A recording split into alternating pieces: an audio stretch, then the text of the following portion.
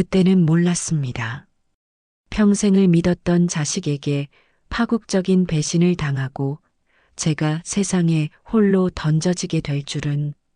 남편이 남긴 마지막 유산 2억 5천만 원이 단석 달 만에 허공으로 사라지고 저는 병원 응급실에 실려가 이대로는 생명이 위험합니다라는 의사의 경고를 듣게 될 줄은 정말 꿈에도 몰랐습니다. 안녕하세요. 65세 박정희입니다. 지금 이 순간 저는 월세 30만 원짜리 작은 방에서 이 이야기를 시작합니다. 겨우 3평 남짓한 이 공간은 제가 평생 살아온 34평 아파트와는 비교할 수 없이 초라합니다. 하지만 이곳에서만큼은 그 누구의 눈치도 보지 않습니다. 아무도 제 노후 자금을 탐내지 않습니다. 그 자유가 때로는 슬프고 때로는 위로가 됩니다. 5년 전으로 돌아가 보겠습니다. 그때 저는 행복했습니다. 남편 박철수와 저는 40년을 함께 살았습니다. 남편은 평범한 회사원이었지만 성실하고 책임감 있는 사람이었죠. 우리는 자식 셋을 키우며 열심히 살았습니다. 큰아들 민준이, 둘째 딸 수진이, 막내 아들 지훈이. 그 중에서도 장남 민준이는 저의 자랑이었습니다.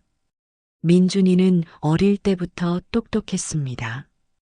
공부도 잘했고 학창 시절엔 반장도 여러 번 했죠. 대학도 좋은 곳을 나왔습니다. 엄마, 나 크면 엄마 호강시켜 줄게. 그 말을 믿었습니다. 진심으로. 하지만 민준이의 사회생활은 순탄치 않았습니다.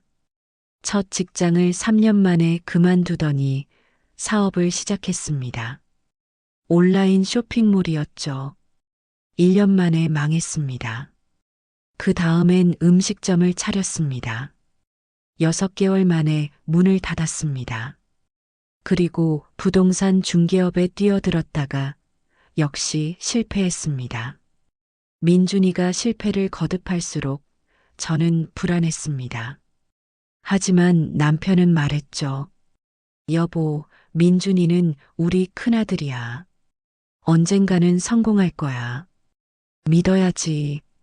남편의 그 믿음이 저를 지탱해 주었습니다. 그러던 어느 날 남편이 갑작스럽게 쓰러졌습니다. 심근경색이었습니다. 병원으로 급히 옮겼지만 남편은 제 손을 잡고 마지막 말을 남겼습니다. 여보, 미안해. 먼저 갈게. 그리고 남편은 눈을 감았습니다. 장례를 치르는 동안 저는 울지 못했습니다. 너무 충격적이어서 눈물조차 나오지 않았습니다. 40년을 함께한 사람이 단 몇 시간 만에 사라졌다는 현실이 믿기지 않았습니다. 장례를 마친 후 저는 남편이 남긴 유산을 정리했습니다. 우리가 살던 아파트는 전세였습니다. 보증금은 2억 5천만 원. 남편의 퇴직금과 보험금을 합치면 약 5천만 원 정도였죠. 총 3억 원. 그게 남편이 40년간 일해서 남긴 전부였습니다. 저는 아파트 전세를 그대로 유지하기로 했습니다. 보증금 2억 5천만 원은 건드리지 않고 퇴직금과 보험금 5천만 원으로 생활하며 국민연금이 나오면 그걸로 살아가려 했습니다. 남편의 유언을 지키고 싶었습니다. 절대 전세 보증금은 손대지 말자. 이게 내 마지막 보험이야. 하지만 그 다짐이 얼마나 무너지기 쉬운 것이었는지 저는 당시에는 알지 못했습니다. 그때 제 곁에는 민준이가 있었습니다. 40세의 장남. 비록 사업에 여러 번 실패했지만 그래도 제 아들이었습니다. 아버지가 돌아가신 후 민준이는 자주 찾아와 저를 챙겼습니다. 엄마, 괜찮아? 힘들면 언제든 말해. 그 다정한 말이 얼마나 큰 위로가 되었는지 모릅니다. 하지만 불안감은 사라지지 않았습니다. 남편 없이 혼자 살아가야 한다는 두려움, 나이 들어가는 몸, 줄어드는 통장 잔고, 그 모든 것이 저를 짓눌렀습니다. 그리고 바로 그때 민준이가 찾아왔습니다. 무릎을 꿇은 채로. 민준이가 찾아온 건 남편이 떠난 지 석 달쯤 지난 어느 날 저녁이었습니다. 초인종이 울렸습니다. 문을 열자 민준이가 서 있었습니다. 얼굴이 창백했고 눈빛은 흔들리고 있었습니다. 엄마, 들어가도 돼? 그래, 들어와. 민준이는 거실 소파에 앉더니 한동안 말을 꺼내지 못했습니다. 저는 물 한 잔을 건네주며 기다렸습니다. 엄마, 민준이의 목소리가 떨렸습니다. 이번이 정말 마지막 기회예요. 무슨 소리야?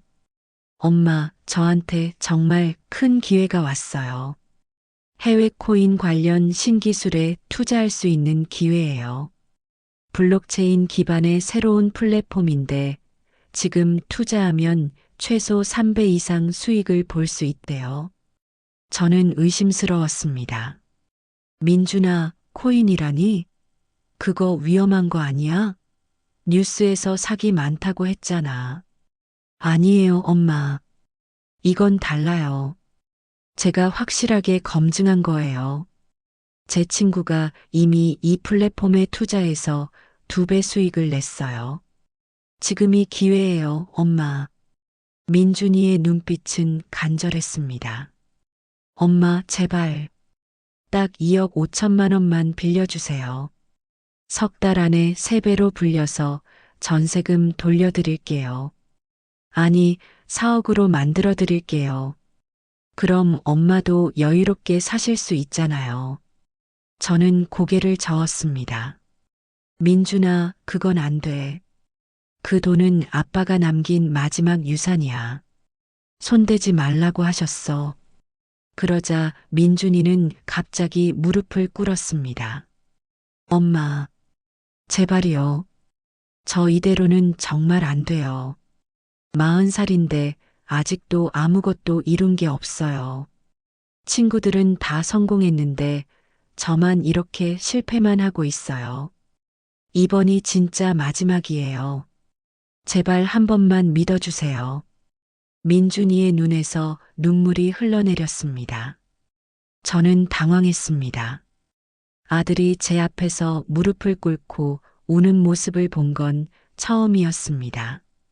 민준아, 일어나. 일어나서 얘기해. 엄마 안 일어나요. 엄마가 빌려주신다고 할 때까지 안 일어나요. 그날 밤 저는 잠을 이룰 수 없었습니다. 민준이의 간절한 눈빛이 계속 떠올랐습니다. 40년을 함께 살아온 남편의 유언도 떠올랐습니다. 절대 손대지 마라. 하지만 동시에 제 아들이 평생 실패만 하며 살아가는 모습을 더 이상 보고 싶지 않았습니다. 민준이가 성공하면 나도 좀 더 편하게 살 수 있지 않을까? 3배로 불려준다면 7억 5천만 원이 되는 거잖아. 그럼 나도 여유롭게 살 수 있어. 아들이 성공해서 나를 챙겨주면 남편도 하늘에서 기뻐하시겠지. 그런 생각들이 제 머릿속을 가득 채웠습니다. 다음 날 아침 저는 민준이에게 전화를 걸었습니다. 민준아, 엄마가 생각을 좀 해봤어. 엄마, 정말요? 그래. 근데 조건이 있어. 석 달 안에 꼭 돌려줘야 해. 그리고 계약서를 써야 해. 엄마, 감사합니다. 정말 감사해요. 꼭 성공해서 엄마 호강시켜 드릴게요. 민준이의 목소리는 기쁨으로 가득 차 있었습니다. 일주일 후 전세 보증금 만기일이 다가왔습니다. 집주인은 보증금을 돌려줄 준비를 하고 있었습니다. 저는 새로운 전세집을 알아봐야 했습니다. 하지만 민준이는 말했습니다. 엄마, 어차피 석 달 후면 돈 돌려드릴 거니까 일단 월세로 옮기세요. 짧은 기간이잖아요. 저는 고민 끝에 작은 월세 아파트로 이사했습니다. 보증금 1천만 원, 월세 50만 원짜리 집이었습니다. 전에 살던 34평 아파트에 비하면 훨씬 작았지만 어차피 석 달만 버티면 되니까라고 생각했습니다.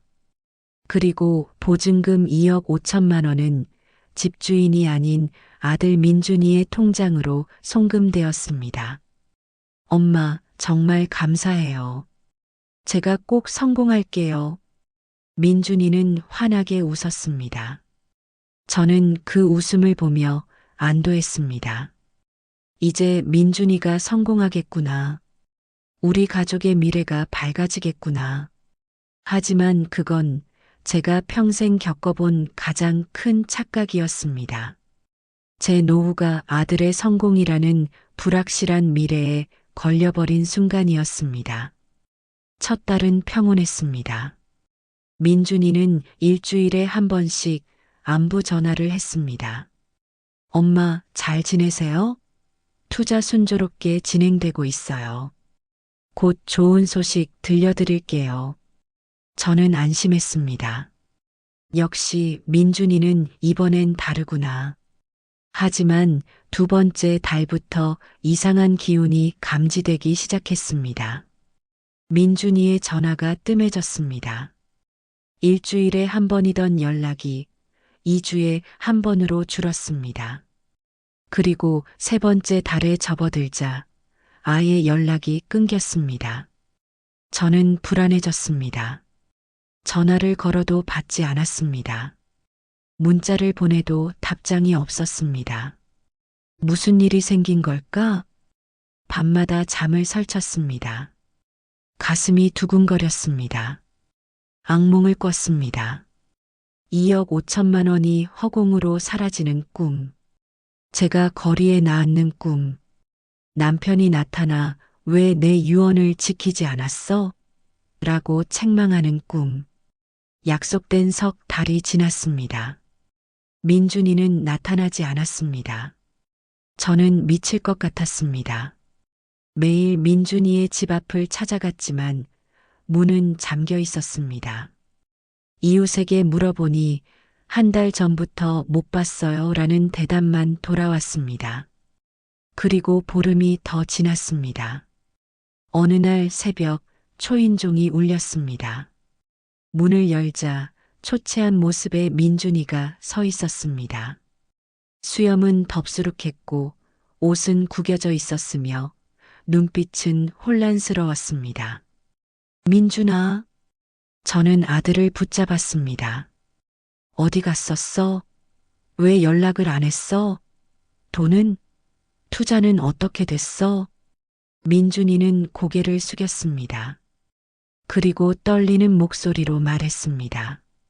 엄마, 죄송해요. 뭐가? 무슨 소리야? 전부 날렸어요. 그 순간 제 머릿속이 하얗게 변했습니다. 뭐라고? 돈, 전부 날렸어요. 한 푼도 안 남았어요. 무슨 사업 자금이라며? 투자라며? 3배로 불려준다며? 민준이는 바닥에 주저앉았습니다. 사실 해외 코인에 투자한 게 아니에요. 코인 선물 거래에 올인했어요. 처음엔 수익이 났어요. 2천만 원 정도요. 근데 욕심이 났어요. 더 벌고 싶었어요. 그래서 레버리지를 걸었어요. 그리고 한순간에 청산당했어요. 2억 5천만 원이 전부 영원이 됐어요. 귀를 의심했습니다. 거짓말이지? 농담이지? 엄마, 정말 죄송해요. 저도 어떻게 할 수가 없었어요. 시장이 갑자기 폭락하면서 시장 탓을 해? 지금 내가 선물 거래를 한 거잖아. 코인 선물이 얼마나 위험한지 몰랐어? 알았어요. 알았는데 욕심이 그 순간 가슴에 쥐어짜는 듯한 통증이 밀려왔습니다. 숨을 쉴 수 없었습니다. 심장이 터질 것 같았습니다. 엄마, 엄마. 민준이가 저를 붙잡았지만 저는 그대로 바닥에 쓰러졌습니다. 의식이 흐려졌습니다. 눈앞이 캄캄해졌습니다. 이렇게 끝나는 건가? 정신을 차렸을 때 저는 병원 응급실에 누워 있었습니다. 의사가 말했습니다. 스트레스성 협심증 초기 진단입니다. 심장 혈관이 좁아져 있어서 급성 심근경색으로 이어질 위험이 큽니다. 이대로 방치하면 생명이 위험할 수 있습니다.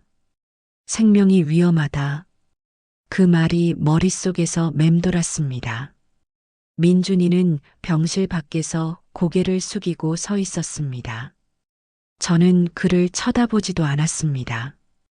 의사는 계속 말했습니다.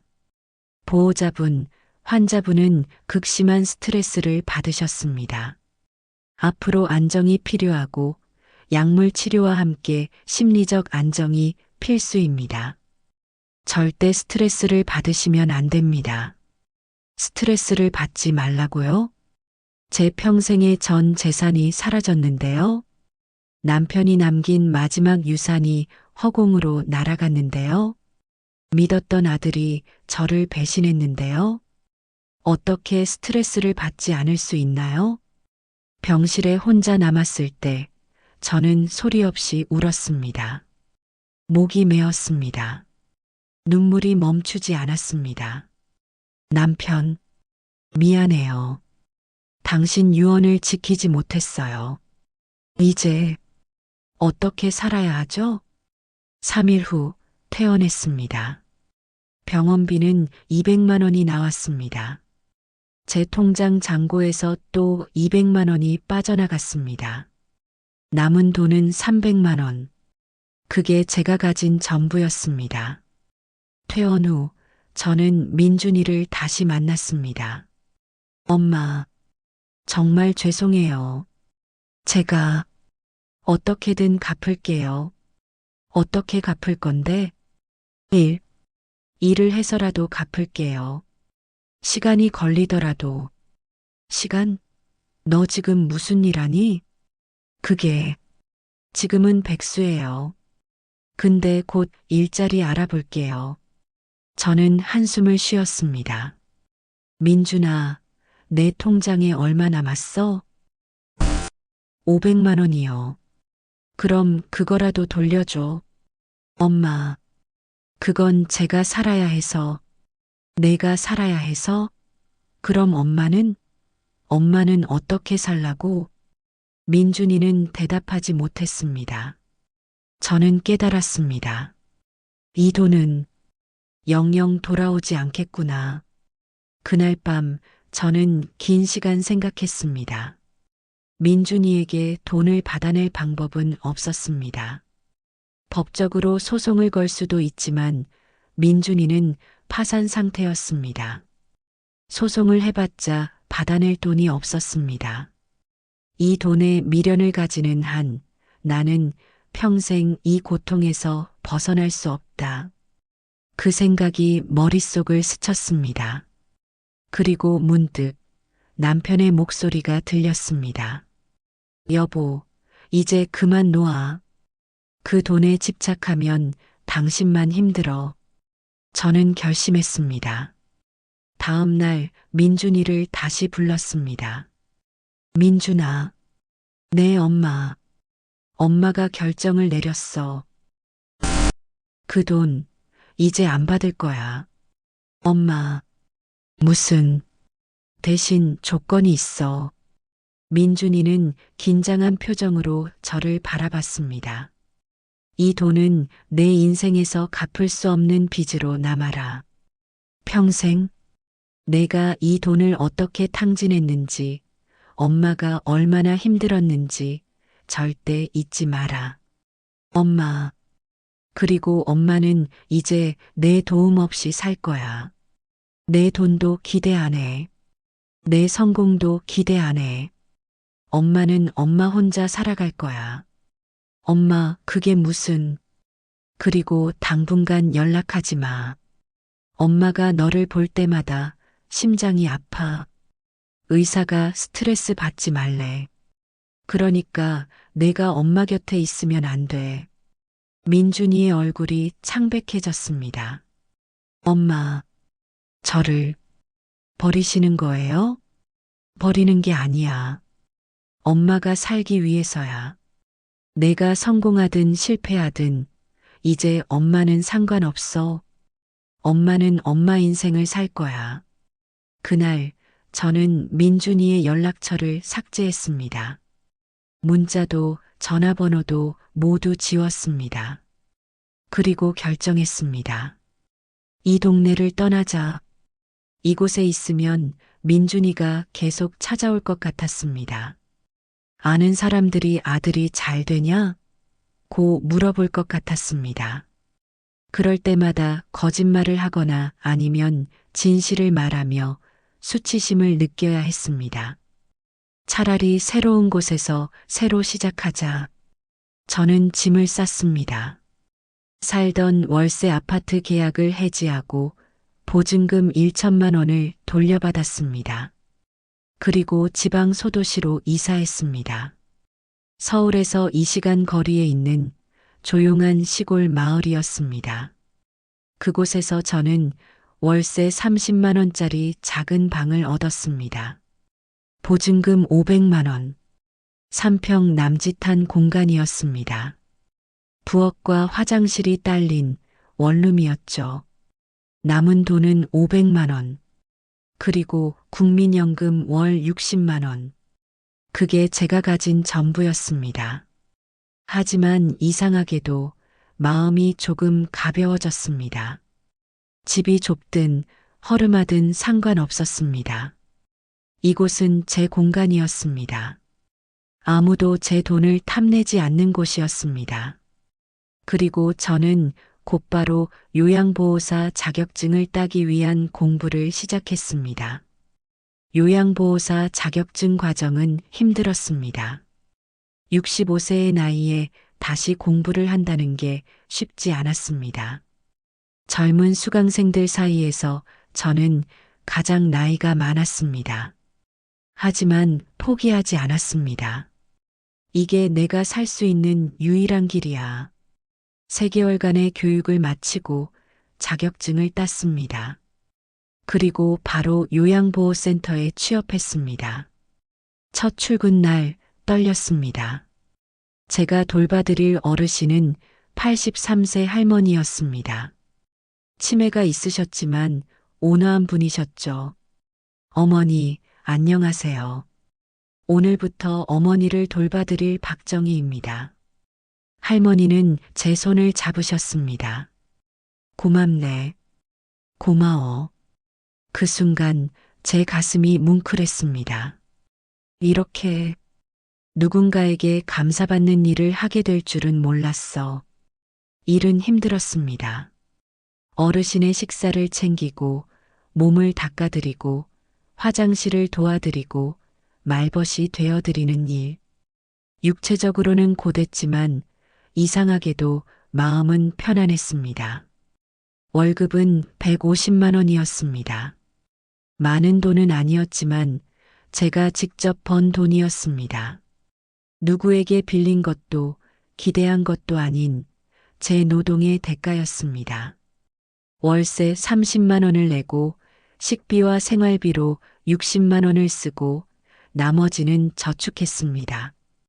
국민연금 60만 원까지 합치면 한 달에 약 120만 원 정도가 남았습니다. 넉넉하진 않았지만 굶지 않았습니다. 그리고 무엇보다 저는 자유로웠습니다. 아무도 제게 돈을 달라고 하지 않았습니다. 아무도 제 노후 자금을 탐내지 않았습니다. 제가 번 돈은 온전히 제 것이었습니다. 어느 날 제가 돌보던 할머니께서 말씀하셨습니다. 정희 씨, 손맛이 참 좋네. 고마워. 아니에요, 어머니. 제가 더 감사하죠. 정희 씨는 왜 이 일을 하게 됐어? 순간 말문이 막혔습니다. 하지만 저는 솔직하게 대답했습니다. 어머니, 사실 저 아들한테 전 재산을 빼앗겼어요. 2억 5천만 원이요. 그래서 이 일을 시작했어요. 할머니는 제 손을 꼭 잡으셨습니다. 그래도 참 잘했네. 이렇게 일하면서 사는 게 가장 존엄한 거야. 그 말이 제 가슴에 깊이 박혔습니다. 존엄? 그렇습니다. 저는 돈을 잃었지만 제 존엄은 지켰습니다. 6개월이 지났습니다. 어느 날 낯선 번호로 전화가 왔습니다. 여보세요? 엄마, 저예요. 민준이요. 심장이 철렁했습니다. 어떻게 번호를 알았니? 둘째 누나한테 물어봤어요. 무슨 일이야? 엄마, 요즘 어떻게 지내세요? 제가 좀 도와드릴까요? 순간 화가 치밀었습니다. 하지만 저는 침착하게 대답했습니다. 괜찮아. 엄마는 이제 내 도움 없이도 잘 살아. 내 일이나 잘해라. 엄마, 저 정말 후회하고 있어요. 제가 정말 잘못했어요. 후회는 내가 혼자 하렴. 엄마는 이제 내 후회를 받아줄 여유가 없어. 엄마, 민준아, 엄마는 이제 엄마 인생을 살 거야. 내가 성공하든 실패하든 엄마는 상관없어. 그러니까 다시는 연락하지 마. 전화를 끊었습니다. 손이 떨렸습니다. 하지만 후회는 없었습니다. 이게 나를 지키는 길이야. 1년이 지났습니다. 저는 여전히 요양보호사로 일하고 있습니다. 몸은 힘들지만 마음은 평화롭습니다. 작은 월세방에서 저는 제 삶을 되찾았습니다. 아침에 일어나 커피를 마시고 출근해서 어르신들을 돌보고 퇴근 후엔 작은 공원을 산책합니다. 저녁엔 TV를 보거나 책을 읽습니다. 단순하지만 평온한 일상입니다.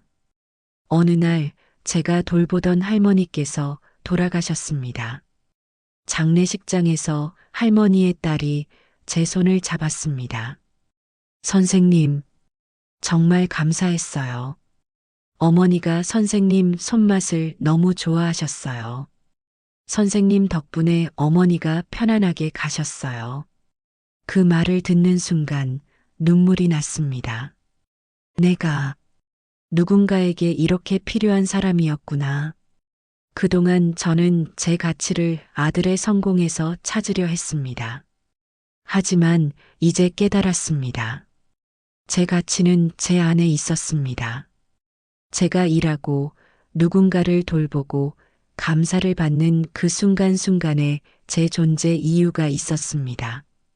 최근에 민준이가 다시 연락을 해왔습니다. 문자였습니다. 엄마, 제가 취직했어요. 작은 회사지만 월급은 받아요. 매달 조금씩이라도 갚을게요. 저는 답장하지 않았습니다. 며칠 후 제 통장에 50만 원이 입금되어 있었습니다. 민준이의 이름으로요. 저는 그 돈을 그대로 두었습니다. 쓰지도 돌려주지도 않았습니다. 이건 내가 평생 갚아야 할 빚이야. 천천히 갚아라. 엄마는 기대하지 않는다. 지금 저는 이 이야기를 여러분께 들려드립니다. 혹시 지금 이 순간 저와 같은 상황에 처한 분이 계신가요? 자식에게 노후 자금을 빼앗긴 분, 믿었던 가족에게 배신당한 분, 이제 어떻게 살아야 할지 막막한 분, 제가 감히 말씀드립니다. 돈을 잃는 것보다 자존감을 잃는 게 더 무섭습니다. 저는 2억 5천만 원을 잃었습니다. 하지만 제 자존감은 지켰습니다. 월세 30만 원짜리 작은 방에서 월급 150만 원을 받으며 저는 다시 일어섰습니다. 남편의 유산은 잃었지만 스스로를 지킬 자존감이라는 가장 큰 유산을 되찾았습니다. 여러분께 전하고 싶은 메시지가 있습니다. 첫째, 노후 자금은 절대 자식에게 맡기지 마세요. 아무리 믿음직한 자식이라도 투자는 위험합니다. 자식의 성공에 여러분의 노후를 걸지 마세요. 그건 도박입니다. 둘째, 돈을 잃었다면 미련을 버리세요. 돌아오지 않을 돈에 집착하면 여러분만 고통받습니다. 법적 대응도 좋지만 때로는 포기하는 것도 용기입니다. 셋째, 어떤 나이든 다시 시작할 수 있습니다. 저는 65세의 요양보호사가 됐습니다. 늦은 나이는 없습니다. 중요한 건 의지입니다. 넷째, 자존감은 돈보다 중요합니다. 저는 돈을 잃었지만 일하며 받는 감사와 인정이 제 자존감을 되살렸습니다. 여러분도 할 수 있습니다. 다섯째, 자식과의 관계는 거리두기가 필요할 때도 있습니다. 자식이 여러분을 힘들게 한다면 과감히 거리를 두세요. 그게 여러분과 자식 모두를 위한 길일 수 있습니다. 지금 이 순간 제 통장 잔고는 1,500만 원입니다. 2억 5천만 원과 비교하면 터무니없이 적은 돈입니다. 하지만 이 돈은 제가 직접 번 돈입니다. 누구에게 빼앗길 일도 탕진당할 일도 없는 돈입니다. 그리고 무엇보다 저는 더 이상 두렵지 않습니다. 월세 30만 원짜리 방에서 저는 자유롭게 숨 쉽니다. 요양보호사 일을 하며 저는 제 존재 가치를 확인합니다. 아들의 연락이 와도 저는 더 이상 흔들리지 않습니다. 이제 저는 나를 지킬 줄 압니다. 사랑하는 여러분, 혹시 지금 절망 속에 계신가요? 자식 때문에, 가족 때문에, 돈 때문에 힘드신가요? 제가 감히 말씀드립니다. 포기하지 마세요. 저도 병원 응급실에 실려갔을 때 모든 걸 포기하고 싶었습니다. 하지만 저는 다시 일어났습니다. 여러분도 할 수 있습니다. 나이는 숫자에 불과합니다. 중요한 건 여러분의 의지입니다. 믿었던 아들보다 나를 지키는 작은 일자리가 진짜 노후의 보험이었습니다. 이 말을 가슴에 새기세요. 그리고 용기를 내세요. 비록 힘들더라도 스스로를 지키는 삶을 선택하세요. 그게 진정한 노후의 행복입니다. 저는 오늘도 출근합니다. 83세 할아버지를 돌봐드리러 갑니다. 월급 150만 원을 받으며 저는 오늘도 제 존엄을 지킵니다. 남편의 유산 2억 5천만 원은 사라졌지만 제 인생은 계속됩니다. 그리고 저는 행복합니다. 여러분도 행복하시길 바랍니다. 긴 이야기 들어주셔서 감사합니다. 65세 박정희였습니다. 민준이는 여전히 매달 50만 원씩 보내옵니다. 저는 그 돈을 별도 통장에 모아두고 있습니다. 언젠가 민준이가 정말로 어려울 때 그때 돌려줄 생각입니다. 하지만 그건 제 선택입니다. 의무가 아닌 선택. 그 차이를 이해하시나요? 저는 더 이상 자식에게 의무를 다하는 어머니가 아닙니다. 저는 이제 제 삶을 사는 한 명의 독립된 인간입니다. 그리고 그게 제가 찾은 진정한 자유입니다. 여러분도 이 자유를 찾으시길 바랍니다. 감사합니다.